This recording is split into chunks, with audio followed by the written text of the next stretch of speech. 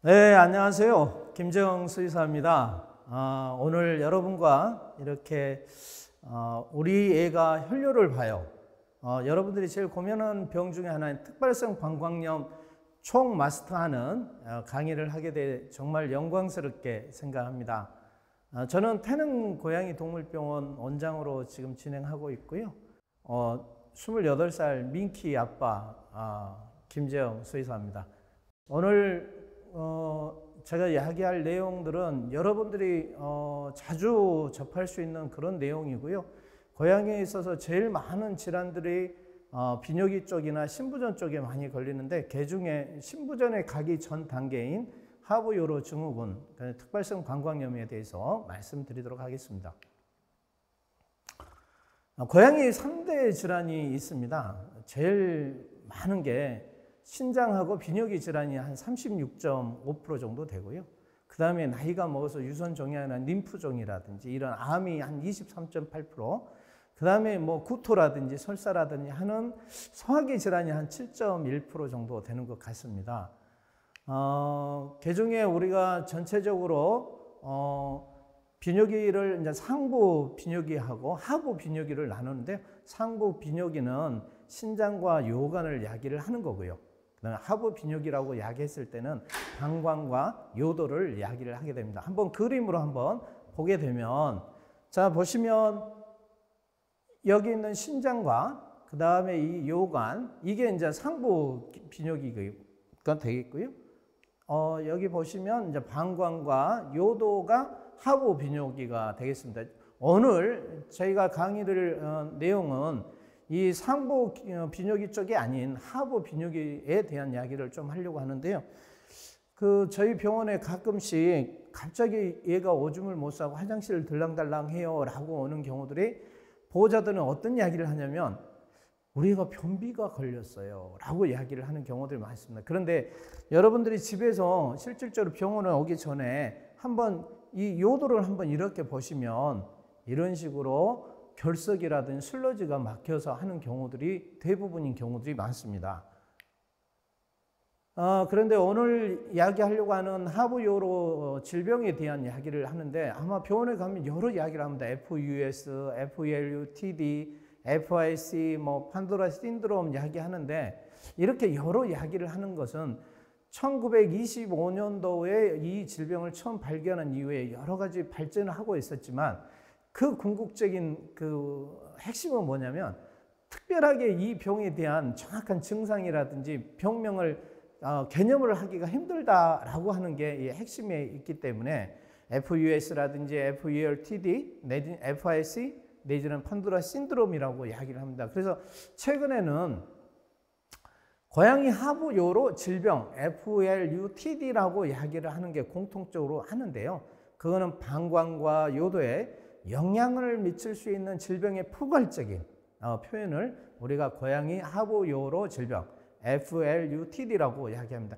그 중에 특발성 방광염 FIC라고 이야기하는데, FLUTD라고 이야기하는 고양이 하부요로 질병 환자 중에 방광의 세균이라든지 결석이라든지 종양이 아닌 스트레스에서 오는 경우를 특발성 방광염이라고 이야기합니다. 그래서 이 병은 여러분들이 반드시 기억해야 될 게 뭐냐면, 치료한다는 개념이 아니라 관리한다라고 생각하는 게 중요합니다. 그래서 완치보다는 증상 기간이라든지 발병 빈도라든지 심각성을 줄이는 게 핵심적인 포인트라고 오늘 여러분들이 기억해 주셨으면 고맙겠습니다.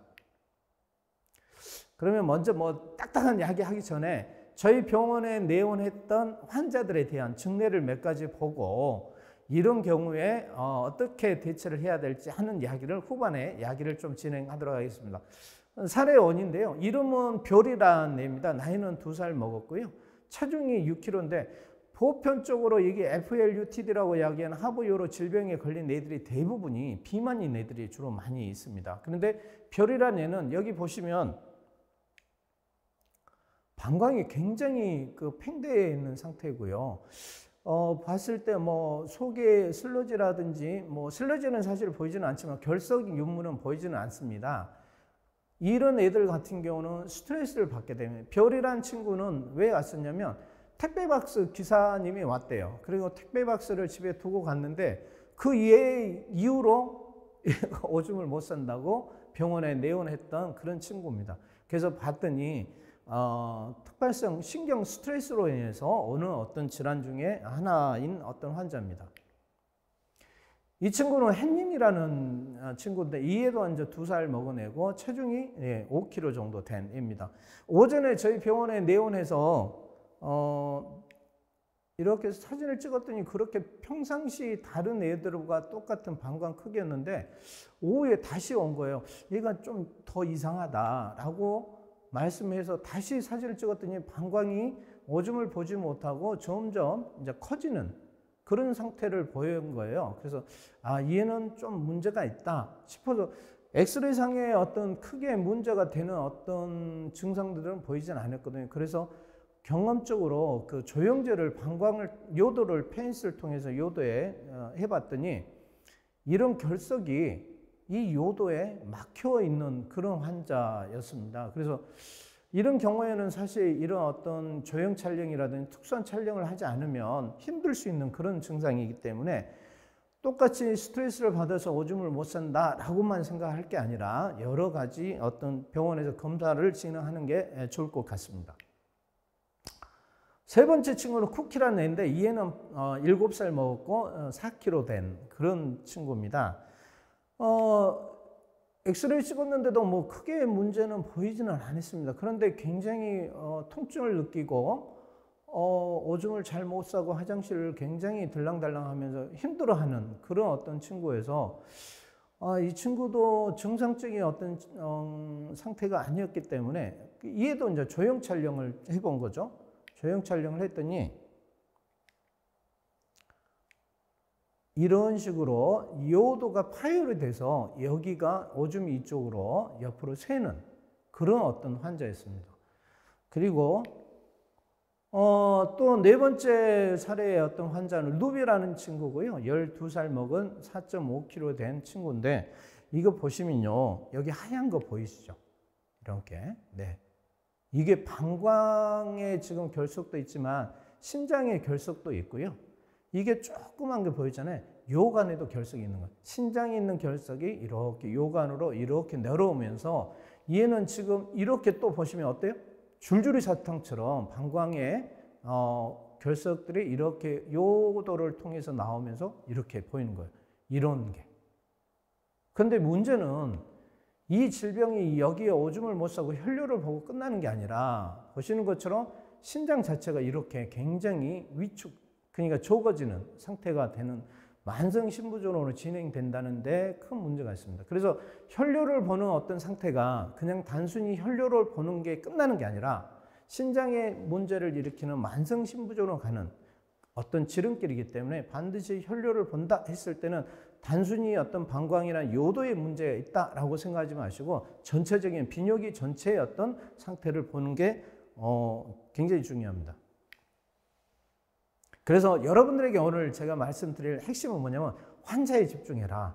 왜 이 말씀을 드리냐면 보편적으로 애들이 오줌을 못 싸고 하는 어떤 질환의 환자의 어떤 보호자들이 병원에 와서 첫 번째 이야기가 뭔지 아십니까? 우리 애가 변을 못 봐요. 변비가 걸린 것 같아요 라고 이야기를 합니다. 실질적으로 변비하고 오줌을 못 싸는 어떤 포지션이 굉장히 흡사합니다.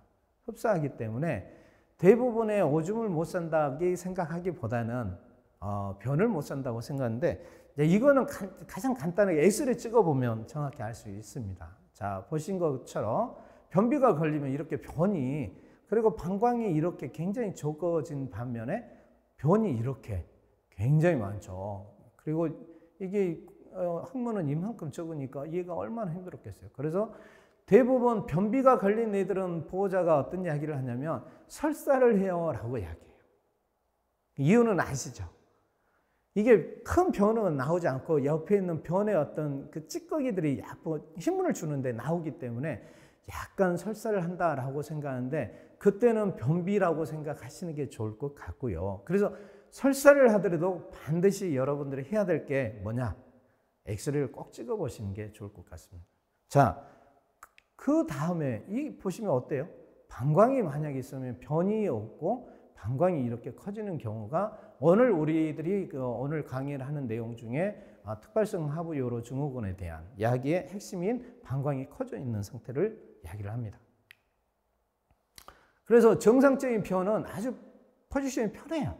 그냥 아주 스무스하게 하는데 하부 비뇨기 질환의 어떤 변효 장세는 보시면 굉장히 고통스러운 어떤 상태를 하게 되고 긴장을 하게 되고 어떤 애들은 굉장히 우는 어떤 상태에 있고 그대로 바로 나오는 경우들, 그리고 신경질적으로 머리를 파는 이런 상태를 보이는 경우가 있다. 그러면 여러분들은 반드시 얘가 오줌이 못 사는구나 라고 생각하는 게 중요할 것 같습니다. 그런데 이 병들이 걸린 대부분 애들이 있습니다. 일명 저는 이제 쫄보라고 이야기하는 친구들인데요. 저희 집에 있는 몬드라고 하는 친구입니다. 이 친구가 며칠 전에 어떤 경우가 있었냐면, 제가 의료 봉사를 가기 위해서 병원에 있는 몇 가지 의료 기구하고 물건을 잠깐 이제 집에다 둔 적이 있었거든요. 얘가 갑자기 혈뇨를 보는 거예요. 오줌도 못 싸고 얘가 갑자기 쓰러질 정도로 한 거예요.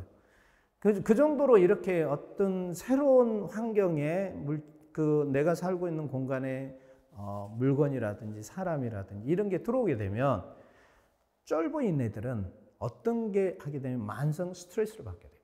그래서 만성 스트레스를 받는 그 애들은 대부분 여러분들 잘 아실 거예요. 그렇죠? 사회성이 좀 떨어집니다. 두 번째는 낯선 사람만 오게 되면 어디로 가요?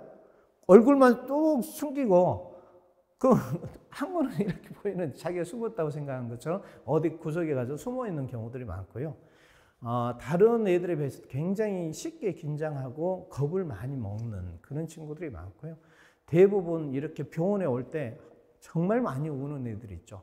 근데 제가 보면 이런 턱시도 애들이 주로 그런 친구들이 많은 것 같습니다. 그래서 사회성이 좀 떨어지거나 낯선 본 사람들이 오거나 물건이 오거나 했을 때 좀 나오지 않는다 했을 때는 여러분들은 옛날에 처음 집에 데려왔을 때 상태를 한번 기억을 해볼 필요가 있습니다.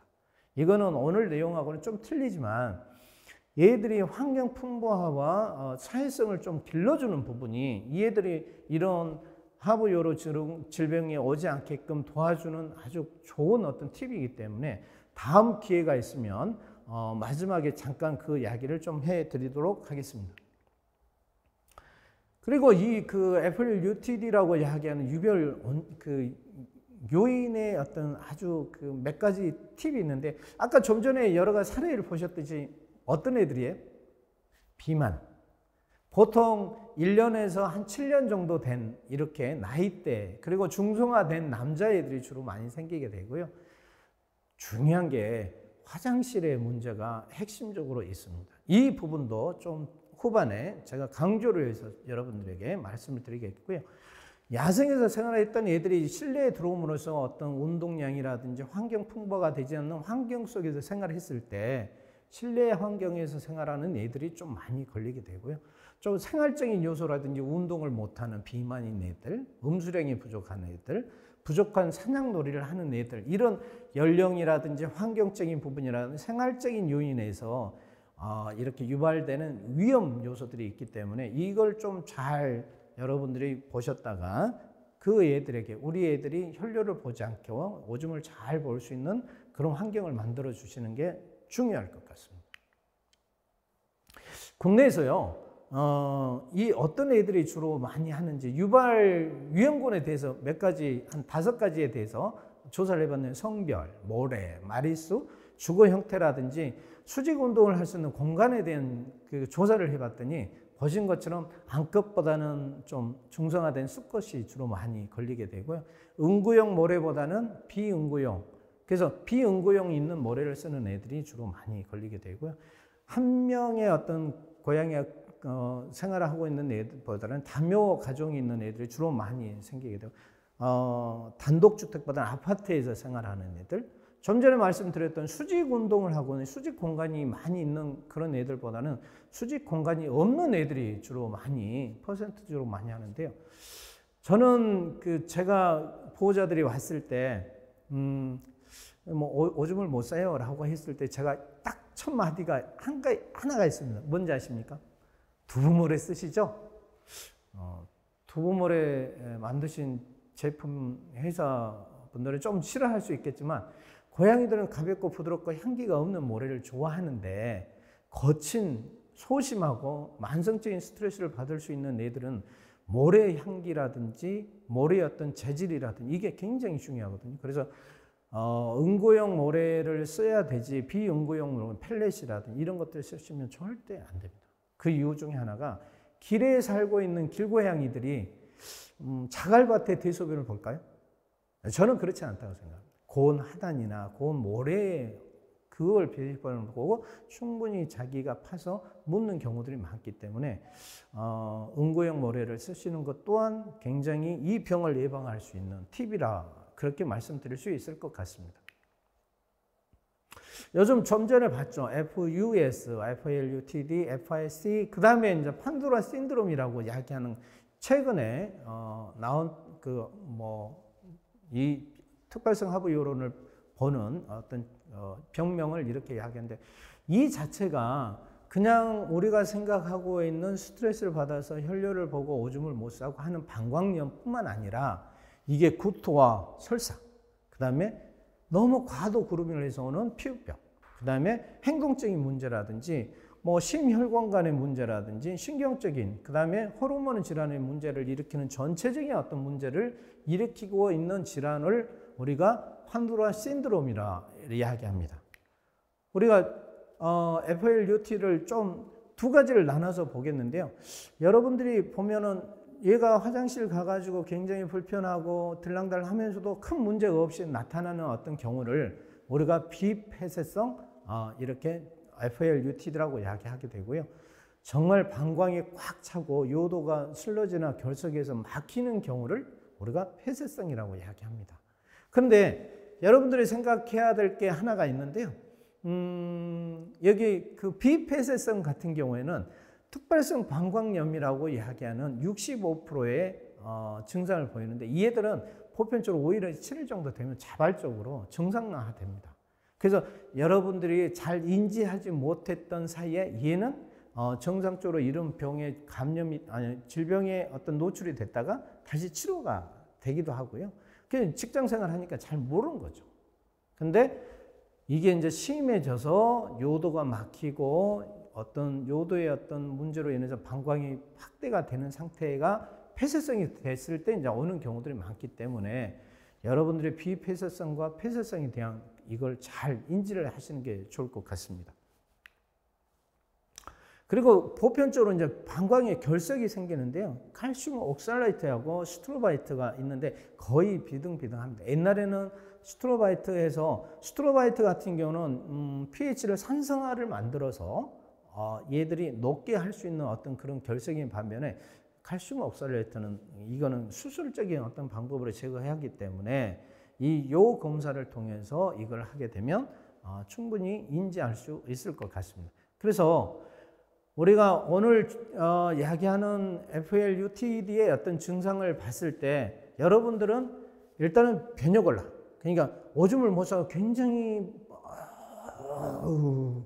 이렇게 부들부들 떠오르는 어떤 그런 경우라든지, 그리고 화장실이 아닌 화장실에서 나오면서 뚝뚝뚝 혈뇨를 보는 경우, 그 다음에 빈뇨, 화장실을 들랑들랑 하면서 하는 빈뇨라든지, 화장실 외에 어떤 침대라든지 카페트, 방바닥에 보는 이런 어떤 증상을 보이거나, 굉장히 화장실을 갔다 와서 과도하게 어떤 생식기를 그루밍을 하는 어떤 증상을 보였을 때, 여러분은 이게 우리 애가 지금 오줌을 못 싸고 있구나, 혈뇨를 볼 수도 있겠구나 라고 인지를 하시면 좋을 것 같습니다. 병태 생리학적으로 보게 되면 우리 친구가 이제 스트레스를 받게 되잖아요. 그러면 이게 중추신경계 이게 스트레스에 대한 반응을 하게 되고요.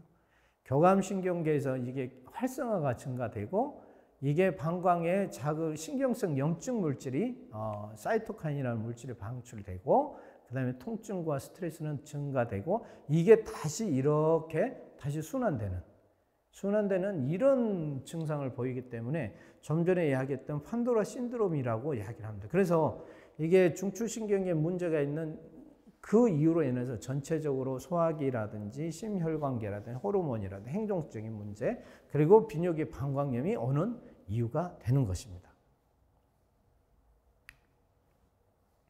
그럼 방광 상태를 한번 살펴보게 되면 정상적인 경우에는 이런 식으로 큰 문제가 없는데요.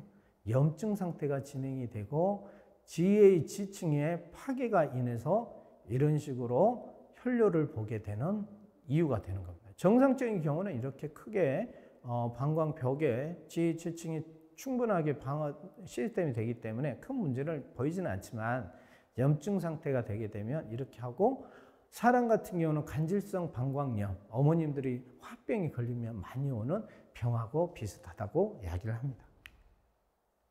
그러면 병원에 여러분들이 가서 이제 뭘 해야 될지, 이제 그것 또한 궁금하실 것 같아서 그러면 어떤 방법의 진단을 하는지 좀 알아보도록 하겠습니다. 일단은 엑스레이를 찍어야 됩니다. 변비인지 방광에 오줌을 못 싸는지. 평대된 어떤 이런 크게 된 방광의 크기라든지 결석이라든지 슬러지라든지 혹시 종양이 있는지 이런 것들을 보기 위해서 방사선 검사를 하게 되고요.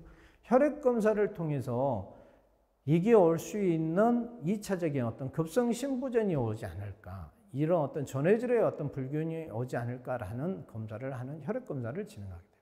그 다음에 오줌을 받아서 요 비중과 어떤 스트로바이튼, 칼슘 옥산, 이 결정체가 어떤 건지 보게 되고요. 세균의 어떤 감염이 됐는지 이제 세균 배양 검사를 진행하게 되고요. 초음파 검사를 통해서 슬러지라든지 뭐 어떤 플라그가 있는지, 아니면 방광의 내벽의 두께가 얼마나 있는지, 이런 검사를 하는 4가지 검사를 진행하게 될 것입니다. 그러면 치료를 어떻게 할 건지, 집에서 할 수 있는 방법과 병원에서 할 수 있는 방법 2가지에 대해서 좀 말씀을 해보도록 하겠습니다. 병원에서는 일단은 아까 말씀드렸던 방사선과 혈액검사와 초음파 요 검사를 통해서 하는데, 일단은 방사선은 아까 많이 봤기 때문에 초음파를 한번 보도록 하겠습니다. 초음파가 정상적인 경우에는 방광이 이렇게 원형으로 이렇게 보이거든요. 여기가 밤하늘에 별이 하나도 없는 그렇게 아주 시커멓게 보였습니다. 근데 이렇게 밤하늘에 별이 굉장히 많이 있는 경우들을 얘들은 슬러지나 결석이 이렇게 많이 있구나 라고 이야기를 할 수 있는데요.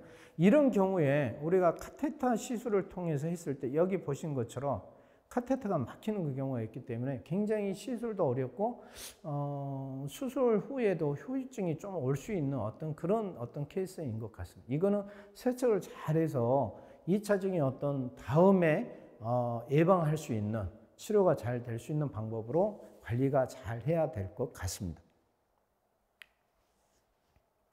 2번째는 이 애들이 계속적으로 한 번 하는 애들은 자주 하거든요. 그래서 최소한 이 수술을 계속 카테터를 방광으로 넣어야 되는 이 시술을 몇 번 정도까지 해야 되는지 좀 궁금하실 수 있을 것 같아서 요도 성형수술에 대한 이야기를 하면서 그 말씀을 좀 드릴까 합니다. 카테터를 시술을 하는 것은 제가 봤을 때 한 3번 정도를 하시고, 만약에 그래도 그 기간이 짧아진다, 그럴 경우에는 저는 과감하게 여러분에게 요도 성형수술을 권하고 싶습니다. 왜 그러냐면, 여기 보시는 것처럼 방광과 요도가 있는데, 그 요도에서 생식기로 나오는 이 공간의 요도가 크기가 틀립니다. 90도로 꺾여 있고 요도가 점점 적어짐으로 인해서 결석이 나오거나 슬러지가 나오거나 플라그가 나올 수 있는, 이게 막히는 경우들이 허다합니다. 그래서 이 부분을 잘 나올 수 있는, 요도가 큰 부분까지만 제거를 해주는 이 부분은 요도 성형수술이라고 합니다. 그래서 이 친구 같은 경우에는 보시면 사실 몇 번의 카테터 시술을 했는데 요도가 완전히 폐색이 돼서 왔던 친구입니다. 그래서 굉장히 응급한 상황으로 와서 수술을 진행했고요. 지금은 굉장히 건강하게 생활하고 있습니다. 물론 요도 성형수술에 대해서 여러 이야기가 있습니다. 이게 협착이 돼가지고 요도가 막힐 수 있거나 여러 가지 방법이 있는데 이제 그 부분에 대해서는 주치의 선생님과 같이 이야기를 충분히 해서 예방이 될 수 있게끔 하시면 크게 걱정 안 하셔도 되기 때문에 너무 요도 성형 수술에 대해서 너무 부담을 갖지 않으셔도 될 것 같습니다. 자, 그러면 병원에서 할 수 있는 것은 보호자 여러분들이 할 수 없는 거잖아요. 자, 그러면 집에서 여러분들이 해서 이 병에 하부요로 질병이 오지 않게끔 할 수 있는 방법에 대해서 말씀드리도록 하겠습니다. 우리가 이 질병을 예방하기 전에 흔히 그런 이야기를 많이 하죠. 기본에 충실해라.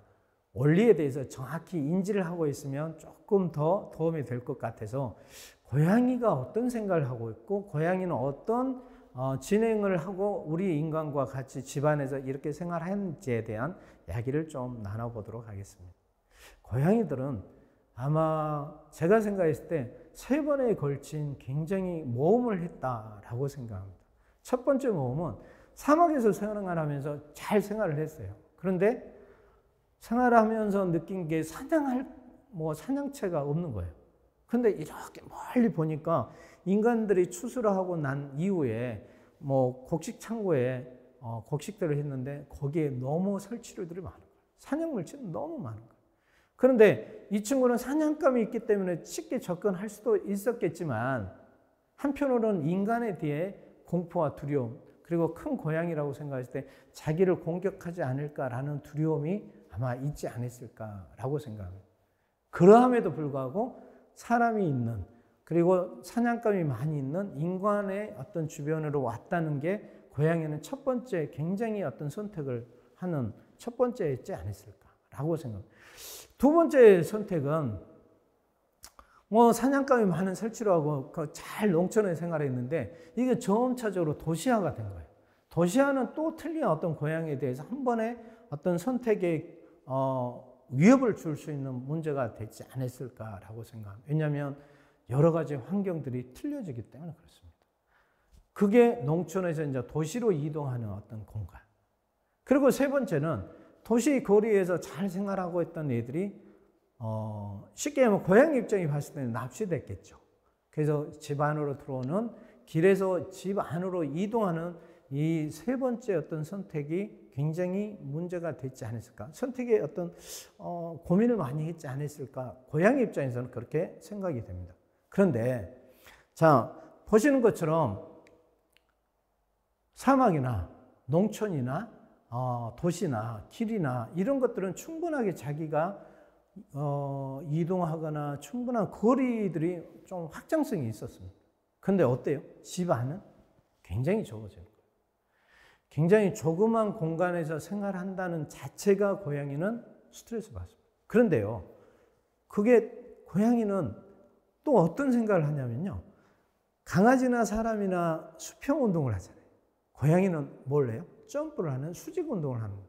그래서 수직 공간을 많이 만들어 줄수록 고양이는 그 공간이 좁다고 생각하지 않고 굉장히 넓다라고 생각합니다. 그래서 수직 공간을 만들어 주고 필요할 수 있는 스트레스를 관리할 수 있는 시끄러운 소리에 제약을 해주시면 아니면 편하게 쉴 수 있는 수직 공간이 캣타워라든지 해먹이라든지 이런 공간을 만들어 주거나 아니면 숨을 수 있는 조그만 상자. 택배 박스 좋아하잖아요. 그렇죠? 왜 좋아하겠어요? 어렸을 때 자기가 들어갔을 때는 충분히 들어갈 수 있는 공간이었지만 자기가 숨을 수 있는 공간이라고 생각하거든요. 어렸을 때 밖에서 생활했을 때는 나무 숲이라든지 조그만 동굴이라든지 이런 본능이 있기 때문에 이게 안심을 하고 스트레스를 덜 받을 수 있는 공간이라고 생각하기 때문에 편히 쉴 수 있는 공간, 그래서 수직 공간이라든지 작은 상자라든지 이런 공간이 중요할 것 같고요. 다묘 가정이라고 했을 때는 본인만이 할 수 있는, 쉴 수 있는 공간을 반드시 만들어줬을 때 이 스트레스 해소를 해줄 수 있을 것 같습니다. 우리 몸인데 쫄보입니다, 쫄보. 번개만 쳐도 혈류를 보는. 그리고 앞에 말씀드렸던 새로운 물건만 해도 혈류를 보고 화장실 못 가는 그런 쫄보인데 이런 애들이 안 될 수 있는 그런 공간을 만들어주는 게 중요할 것 같습니다. 또 한 가지 중요한 것은 수분이라고 생각합니다. 수분은 고양이는 수분을 섭취하는 방법은 어떤 식으로 했을까요? 사막에 생활했을 때. 저는 제가 생각했을 때는 사냥감의 육즙이나 피라든지 체액을 먹고 충분하게 수분 공급을 했다라고 생각합니다. 그게 이제 부족하기 때문에 신장이 과다하게 일을 많이 해서 올 수 있는 5살 넘어갔을 때는 반드시 신부전이 의심될 수 있는 질환들을 많이 보이게 됩니다. 그래서 저는 여러분들이 체중 키로당 충분하게 40에서 50cc의 물을 하루에 먹이시는 게 중요하다 말씀드리고 싶습니다. 그래서 민키 아빠, 김재영 쌤이 여러분에게 3가지를 말씀드려요. 첫 번째, 물. 두 번째, 물. 세 번째도 물입니다. 물론 건강한 애들 같은 경우에는 물을 이렇게 많이 그렇게 안 먹어도 충분하게 생활을 할 수 있습니다. 그런데 심장병이나 구토나 설사를 하고 있는 어떤 탈수가 심할 수 있는 환자라든지 변비가 심한 환자라든지 비뇨기 증상이 있는 환자, 이 애들은 반드시 물을 충분하게 먹어야 됩니다. 제가 얼마 전에요, 갑자기 배가 아파서 뭘 잘못 먹었나라고 생각했는데 내과를 갔더니 비뇨기과를 가시래. 그 비뇨기과 보니까 제가 여러 번 이야기하는 이 병, 요 간에 결석이 있는 거예요. 엄청 아프더라고요. 그래서 그 선생님이 이야기하는 게 3리터를 하루에 먹이라고 하더라고요. 죽는 줄 알았습니다. 근데 사실 물 먹이가 그렇게 쉽지는 않습니다. 특히 고양이가 잘 먹어주면 좋겠지만 잘 먹지 않기 때문에 쉽지는 않을 것 같습니다. 그래서 왜 고양이가 물을 많이 먹어야 되는지에 대한 이유와 고양이가 물을 어떻게 하면 잘 먹을 수 있는 이야기를 좀 해드리도록 하겠습니다. 음수량을 늘리는 이유는요, 요를 희석을 시켜서 방광 내에 있는 점도를 방광벽을 자극할 수 있는 물질 함량을 낮추기 위해서 물을 먹이는 겁니다. 그냥 물을 많이 먹여서 좋다는 게 아니라 방광 속에 있는 노폐물 자체 희석을 해서 빨리 오줌을 나올 수 있게끔 도와주는 방법이 좋기 때문에 물을 많이 먹여야 된다라고 이야기를 하는 겁니다. 그러면 어떻게 물을 먹일까요? 자, 섭취 방법에 대한 변화를 주시는 게 좋을 것 같아요. 차가운 것보다는 좀 미지근한 신선한 물을 아마 좋아할 것 같습니다. 그리고 건사료에는 물이 한 7에서 한 10% 정도 함유하고 있거든요. 근데 습사료는 한 70에서 80% 있기 때문에 충분하게 그것만 먹더라도 물에 대한 섭취가 굉장히 높아지지 않을까. 그리고 그냥 물을 주는 것보다는 좋아할 수 있는 추루탕이나 아니면 캔 국물을 준다든지 이런 방법을 통해서 호기심을 유도할 수 있는 방법을 하게 되면 조금 더 우리 애들이 물을 많이 먹을 수 있는 요인이 되지 않을까 생각합니다. 두 번째는 이제 어떤 환경의 변화를 좀 주시는 게 좋을 것 같습니다. 일반 물그릇보다는 좀 호기심을 유도할 수 있는 분수대를 하는데, 분수대를 쓸 때 또 보호자가 그런 이야기를 합니다. 우리는 분수대 잘 안 쓰고 무서워해요. 맞습니다. 분수대를 바로 하게 되면 우리는 들리지 않지만 모터 소리에 대해서 얘들은 민감할 수 있습니다. 그래서 모터를 틀지 않는 상태에서 그냥 새로운 어떤 호기심을 유도할 수 있는 공간에 물구름 옆에 그냥 두시고 물을 떠 놓으시는 어떤 방법을 하시고, 그 다음에 천천히 이게 습득을 할 수 있게끔, 적응을 할 수 있게끔 이게 하셔야지 바로 모터를 확 돌려버리면 얘들은 그 공간에서 굉장히 스트레스를 받을 수 있기 때문입니다. 두 번째는 얘들이 물그릇을 한 개보다는 여러 개 해주시면 이게 놀다가 내지는 잠자다가 이런 식으로 자꾸 먹을 수 있는 공간을 많이 만들어주는 묘구 수단 충분하게 알파 플러스의 어떤 그런 그릇을 많이 만들어 주시는 게 중요할 것 같고요. 고양이는 깨끗하고 신선한 그런 그릇을 좋아하기 때문에 플라스틱은 아무래도 청소하더라도 세균 감염이 될 수 있거든요. 그것보다는 유리라든지 사기 그릇, 깨끗하게 신선하게 보일 수 있는 그런 그릇. 그 다음에 수염이 닳지 않는 좀 넓적한 이런 그릇을 선택해 주시면 좋을 것 같고요. 화장실과 물그릇과 밥그릇은 좀 멀리 떨어뜨려 주는 게 좋을 것 같습니다. 처음에 제가 시작했을 때 여러분들한테 말씀드렸던 화장실, 문제가 고양이에 있어서는 굉장히 중요할 것 같아요. 미국의 쉘터에 유기된 고양이의 50% 원인이 왜 그런지 아십니까? 대소변을 못 봐서 버려진다고 이야기합니다. 그런데 대소변을 못 본 것은 고양이가 문제가 아니라요.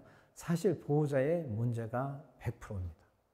고양이는 대소변을 잘 가린다고 생각을 하지만 자기가 원치 않는 화장실과 모래의 어떤 성질에 따라서 다른 공간에 화장실 이용을 한다든지 대소변을 보기 때문에 화장실 문제는 굉장히 중요하다고 생각합니다. 오늘 이렇게 비대면이 아니라 대면인 경우에 제가 이런 것들을 해서 퀴즈를 냅니다. 그래서 이 4가지 화장실이 있는데 어떤 화장실이 좋을까요? 물어봅니다. 그러면 막 1번, 2번, 3번, 4번 이야기하게 되면 아마 지금 오늘 강의를 주관하고 있는 마저에서 상품도 줍니다. 여러 가지 하는데 화장실은 얘들이 조금 이런 공간은 먼지 날림이나 뭐 사막화를 좀 방지하기 위해서 하는 그런 화장실이고요. 이 공간이 좋기는 하지만 도주 공간이 없기 때문에 좀 불편할 수 있고요. 관절염이라든지 나이 먹은 애들 같은 경우에는 이런 화장실은 굉장히 불편할 수 있을 것 같습니다. 그래서 뚜껑이 없는, 그 다음에 도주로가 이렇게 피할 수 있는 이런 화장실을 하는 게 중요할 것 같습니다. 그래서 좋은 화장실이란 환경적인 요인으로 봤을 때 얘들이 만약에 한 명이 생활한다. 그러면 화장실은 2개를 하시는 게 좋을 것 같고요. 2마리의 어떤 고양이하고 같이 생활한다. 그러면 3개의 화장실을 하는 게 좋은데 보통 화장실을 두게 되면 3개를 하니까 3개는 둡니다. 근데 날라리 이렇게 두면 그거는 1개하고 같습니다. 그래서 조금 거리를 두고 해주시는 게 좋을 것 같고요. 좀 조용한 공간 하는 게 좋을 것 같습니다. 베란다가 좋다고 화장실을 좀 고양이 입장에 봤을 때 좋을 것 같고 베란다라든지 아니면 세탁실이라든지 현관함 이런 경우들은 절대 안 됩니다. 왜냐? 내가 고개를 보고 있는데 갑자기 세탁기 훅 돌면 얘는 굉장히 충격을 받을 거예요. 충격이 아니라 스트레스가 엄청 거기에 대한 공포를 느낄 수 있는 문제가 있기 때문에 좀 조용한. 그래서 어떤 공간이 좋냐? 고양이를 키우지 않는 보호자, 어떤 친구분이라든지 이런 왔을 때, 야, 저런데 뭐 화장실이 있어? 라고 하는 데가 의외로 제일 좋습니다. 왜냐? 청소하기도 빨리 좋고요. 어떤 관리하기가 굉장히 좋기 때문에 어떤 질병을 발견하기도 굉장히 좋은 공간이기 때문에 그렇습니다. 모래를 얼마를 채울까 고민을 하는 분들이 사실 많이 질문해요. 모래는 제가 봤을 때 5cm에서 한 10cm, 7cm 정도를 먼저 깔아보시고요. 얘들이 취향에 맞게끔 하는 게 좋은데 너무 많이 채우게 되면 푹푹 빠졌을 때 이 촉감이 싫어서 또 화장실을 쓸 수 없을 것 같습니다. 그리고 청소를 하는데요. 보편적으로 너무 깨끗이 청소하면 절대 안 됩니다. 그거는 왜 그러죠? 우리가 다른 곳에 내가 화장실이 아닌 뭐 다른 곳에 쌌을 때 어떻게 청소를 하죠? 락스로 내지는 어떤 세척이 강한 그런 물질을 하고 깨끗이 하잖아요. 화장실을 그런 물질로 청소하게 되면 화장실이라고 인지를 안 할 수 있습니다. 그래서 따뜻한 물로 이렇게 깨끗하게 치워주시는 게 좋을 것 같고요. 감자라든지 맛동산은 하루에 1-2번씩 보이는 대로 좀 해주시는 게 좋을 것 같고 전체 모래는 2주에서 4주 정도 환경에 따라서 해주시면 좋을 것 같습니다. 자, 그러면 어떤 화장실을 이용하는 게 그리고 우리 고양이가 어떤 적합한 화장실에 대한 형태는 어떤 게 좋을지 잠깐 알아보도록 하겠습니다. 자, 들어갔는데 몸이 불편하겠죠. 그래서 자기 몸 체형에 비했을 때 1.5배 정도 된 넓이, 크기를 해서 충분하게 모래도 파고 옆에도 좀 파보고 할 수 있는 그런 공간의 크기에 어떤 좋을 것 같고요. 덮개가 있는 것보다는 덮개가 없는 게 좋을 것 같습니다. 왜 그러죠? 고양이는 후각이 발달됐잖아요. 후각이 발달됐는데 덮개가 있으면 우리가 아마 이런 공간이지 않을까 싶어요. 명절이라든지 피서 때 갔는데 너무 휴게소가 화장실이 너무 부족하다 보니까 간이 화장실을 만들지 않습니까? 간이 화장실에 여러 사람이 쓰다가 청소를 잘 안 했을 때 어때요? 들어가고 싶으세요? 아마 고양이는 뚜껑이 있는 고양이 화장실은 아마 이런 느낌이지 않을까 생각합니다. 그리고 좀 화장실은 좀 여러 군데 분산을 해서 놓는 게 아까 말씀드렸던 한 군데 모아준 것보다는 조금 더 거리를 두고 하시는 게 훨씬 필요합니다. 이런 어떤 적합한 형태의 화장실이 필요하다면, 자, 그러면 모래를 어떤 모래를 쓰는 게 좋을지, 저는 제일 중요한 것은 첫 번째, 고양이가 좋아할 수 있는 모래가 첫 번째라고 생각합니다. 두 번째는 고양이는 촉감이, 발바닥의 촉감이 굉장히 감각기관이기 때문에 이 느낌이 좀 편할 수 있는 공간, 어떤 느낌이 좋을 수 있는 부드럽고 이런 가벼운 그런 모래를 좋아하지 않을까 생각합니다. 그래서 발을 이렇게 했는데 이런 것보다는 좋아. 푹신푹신한 침대에 자면 좀 우리가 좀 더 좋지 않습니까? 이런 모래. 그다음에 향기가 없는 모래가 좋습니다. 대소변을 잡는다고 향기를 해주게 되면 아마 그게 합쳐지면 훨씬 냄새가 더 심할 겁니다. 그래서 이렇게 고양이가 제일 좋아할 수 있는 모래.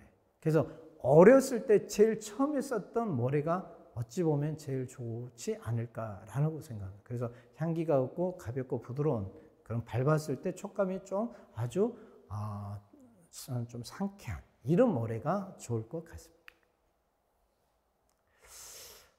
오늘 짧은 시간이지만 여러분들과 우리 애가 혈뇨를 본다든지 오줌을 못 본다든지 그 다음에 굉장히 화장실을 들랑달랑 한다든지 이런 어떤 비뇨기 쪽에 어떤 문제를 일으키고 있는 보호자들에게 조금 유익할 수 있는 강의가 준비를 해봤습니다. 근데 어떻게 도움이 됐는지 모르겠습니다.